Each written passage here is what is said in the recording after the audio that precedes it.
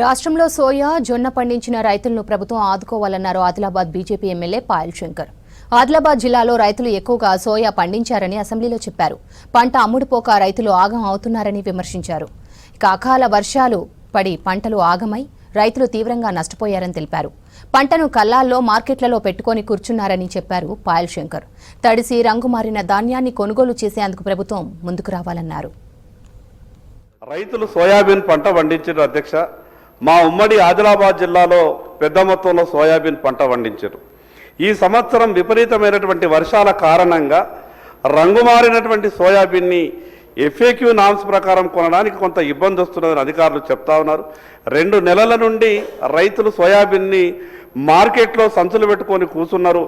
దయచేసి మీ ద్వారా ప్రభుత్వానికి విజ్ఞప్తి చేస్తున్నా, ఇటువంటి విపత్కర పరిస్థితులలో రైతు బాధని మనం అర్థం చేసుకొని కేంద్ర ప్రభుత్వం 50% నష్టాన్ని భరించడానికి సిద్ధంగా ఉన్నది. రాష్ట్ర ప్రభుత్వం కూడా ముందుకొచ్చి మరో స్కీమ్లో ఈ తడిసిన ధాన్యాన్ని, రంగుమారిన ధాన్యాన్ని రైతుల కొరకు కొంత ప్రభుత్వం ఒక 500 కోట్లు నష్టపోయినా కూడా ఏమి ఇబ్బంది లేదు అధ్యక్ష.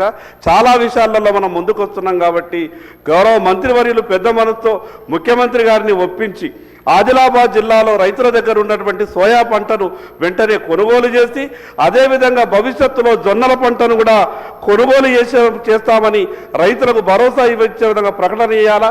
ఇప్పటికే జొన్నల పంట వేసుకునే రైతులు వేచి చూస్తున్నారు కాబట్టి ప్రభుత్వం ఒక భరోసా ఇవ్వాల్సిందిగా మీ ద్వారా గౌరవ మంత్రి